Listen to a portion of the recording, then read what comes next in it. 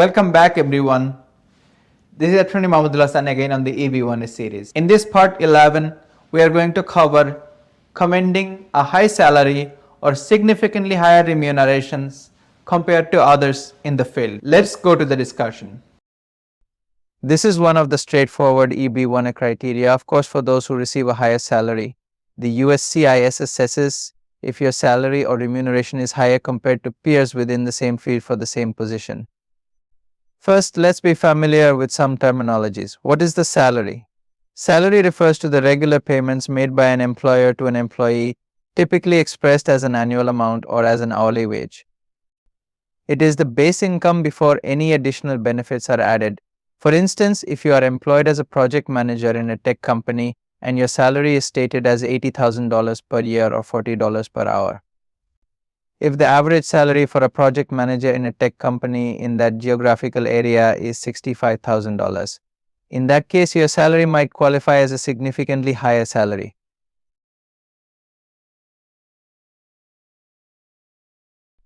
What is the remuneration then? The compensation package, on the other hand, can encompass a variety of additional benefits on top of your salary. Remuneration includes the whole compensation package you are receiving or you will receive. Compensation package may include bonuses, stock options, health insurance, retirement plans, paid time off, and other perks such as a company car or housing allowance. For example, you might have a base salary of $65,000 for a project manager position in a tech company that is comparable to your peers, but if you also receive significant annual bonuses, stock options, or superior health and retirement benefits that exceed the average salary of your peers in your field with a significant margin, your total remuneration would be considered higher than that of others in your field. What does the significantly higher than others mean? When discussing the criterion of significantly higher than others, for compensation, it is important to understand that this requires a clear and substantial difference in earnings compared to the average or typical compensation for similar roles in the same industry and geographical area. The term significant implies a notable difference, not just a marginal difference. This could be quantified by a percentage difference where, for example, earning 15% to 20% more than the average could be considered significant. Alternatively, being positioned in a higher percentile such as the 75th or 90th percentile of wage earners in a specific role might also meet the criterion. Lastly, please remember, the term command does not mean that you must have already earned such a salary or remuneration. Rather, a credible contract or job offer indicating a future high salary or remuneration is sufficient to meet this criterion. Let's say you haven't started the job yet, but you have a signed contract from a reputable company offering you a position with a substantial salary. Even though you haven't earned that salary yet, the contract serves as evidence that you will receive a high salary in the future. This meets the criterion because it demonstrates a credible future command of a high salary or remuneration.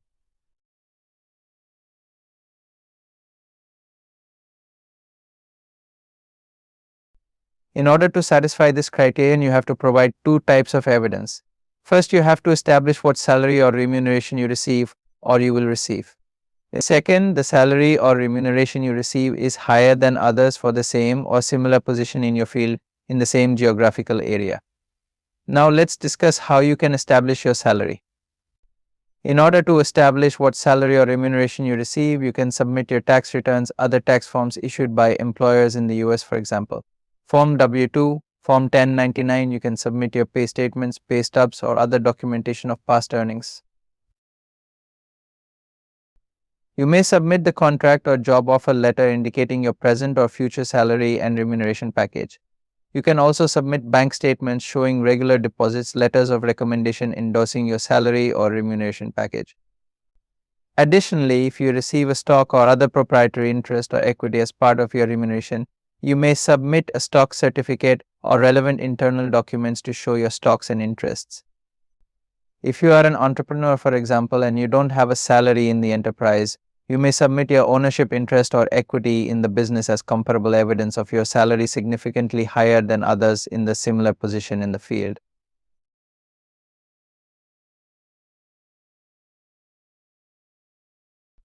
If you receive other unusual benefits such as a house, employer-paid transportation, employer-managed mortgage at a lower interest rate, employer-managed school for your children, extended vacation days, on-site childcare, wellness stipends for gym memberships or massages, pet-friendly offices, free meals prepared by a company chef, access to personal development courses, and so forth.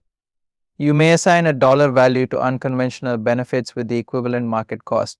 For example, the value of a provided house could be assessed based on local rental rates or property values.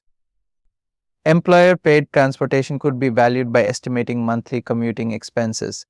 The employer-managed mortgages value could be determined by comparing the interest rate to prevailing market rates. School fees for employer-managed education could be compared to tuition costs at similar institutions. You have to provide evidence of the equivalent market cost for establishing the dollar value you are assigning to a benefit. For instance, if your employer covers the tuition for a private school and similar schools in the area charge $18,000 annually, you can demonstrate this benefit's market cost by presenting the tuition fees from these comparable institutions, market surveys and comparison on the quality of education and other services to establish the dollar value you are assigning to the benefit.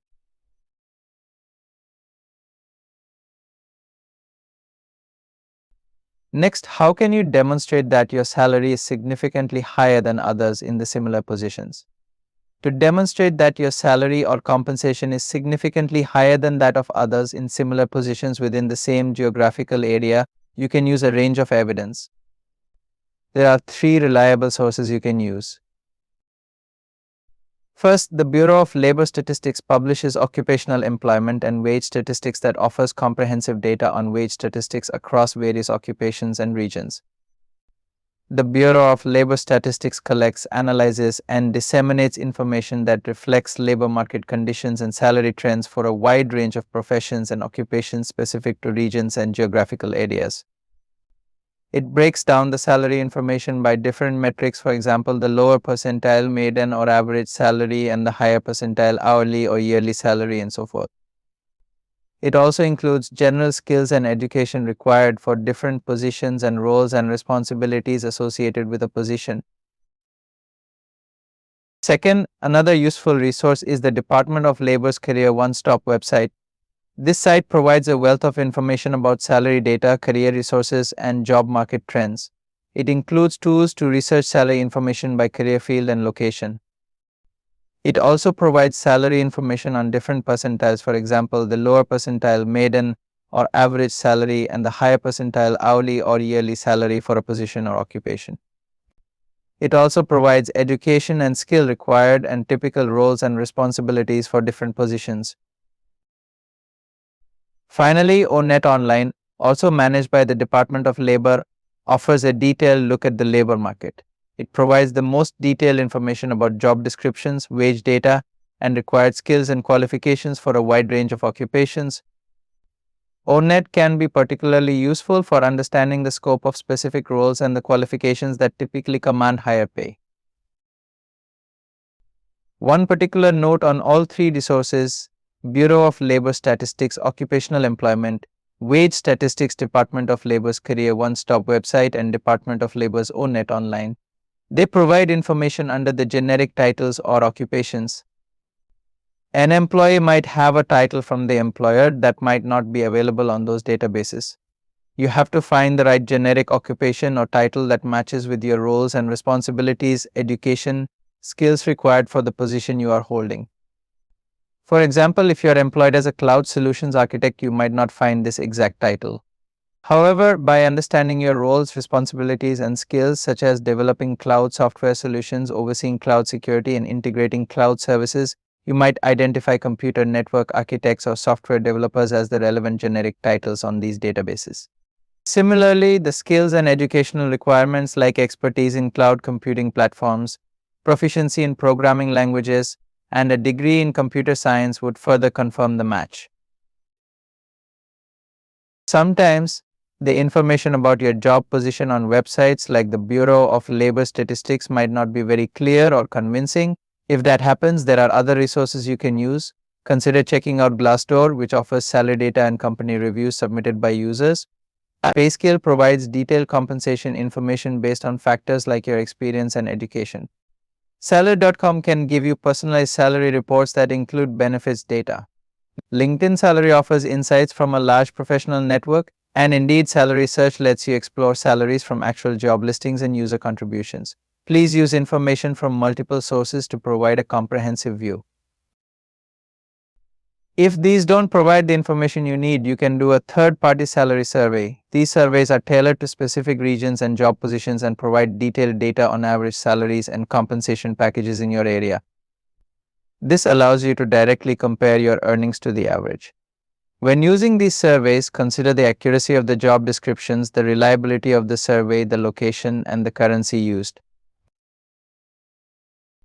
Additionally, you might provide explanations from your employer about why your salary is above average. That might include you have unique skills, more responsibilities, or a record of exceptional achievements. This documentation can support your claim that your higher compensation is due to unique factors linked to your performance and contributions to your organization. For entrepreneurs or founders of startups, the credibility of prospective salary or remuneration evidence might be supported by significant funding from government entities, venture capital funds, angel investors, or other financiers.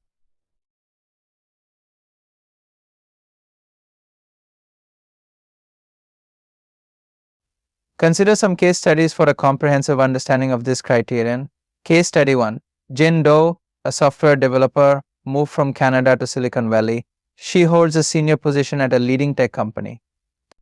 Her annual salary is $160,000, while the average for similar roles in her geographical area is around $120,000.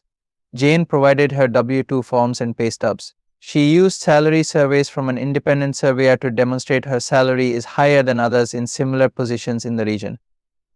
She also used the occupation data from the Bureau of Labor Statistics, Glassdoor, and PayScale that show the average salaries for similar roles in her area. Case study 2. Dr. Li Wang, a renowned biomedical researcher, worked at a pharmaceutical company in Boston. He received a base salary plus stock options and bonuses, bringing his total remuneration to approximately $250,000 annually, whereas the average total remuneration for similar positions in the area was around $180,000. Lee submitted his employment contract, bonus records, stock option details, and a comparative analysis of salary data from ONET and Career One Stock. Case study 3. Maria Alvarez, a marketing executive from Spain, working with a global firm in New York City. Her compensation included a $140,000 salary and a housing allowance valued at $30,000 annually, uncommon among her peers whose average salary was $130,000 with no housing allowance. Maria provided her contract, housing allowance documentation, and market analysis reports. Her employer also provided a justification letter highlighting her critical role in developing strategies and tools that have significantly advanced their product offerings. Case study 4. Mia Adel, a film production manager. Mia's base salary is $95,000 lower than the average for her position in Los Angeles, which is $140,000. However, her total compensation package includes several high-value benefits that substantially increase her overall remuneration. Mia provided her employment contract, which lists benefits including a $15,000 annual bonus based on performance, $30,000 worth of stock options vesting over the next 3 years, a company-paid housing allowance valued at $24,000 per year, and a transportation allowance of $6,000 per year. Additionally, her employer covers 100% of her health insurance premiums, valued at approximately $12,000 annually. Combining her salary and benefits, Mia's total compensation amounts to approximately $182,000 annually. Mia included a detailed benefits analysis showing that similar roles typically have a total compensation package of around $140,000 in her geographic area.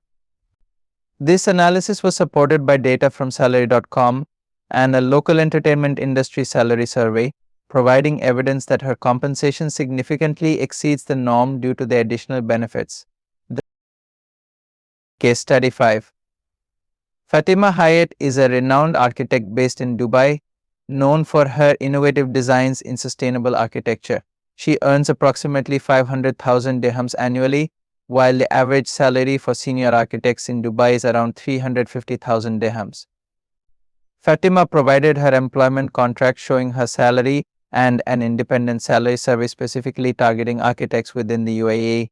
She also included awards she received for her work and testimonials from clients that outline her exceptional skills and contributions to high-profile projects. Additionally, her employer submitted a detailed letter explaining why her salary was higher than typical for her role, citing her unique expertise in integrating advanced sustainable technologies and her significant role in elevating the company's reputation in the international market.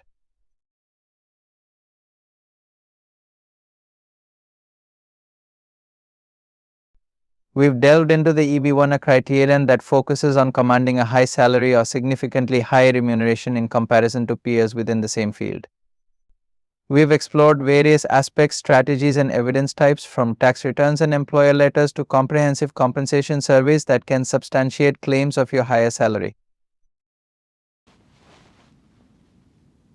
We end our discussion here on commanding a high salary or significantly high remunerations compared to others in the field. Please consult an experienced immigration attorney for a personalized advice on the EB1 petition. Please follow us on Facebook, YouTube, and LinkedIn. Thank you very much for watching this.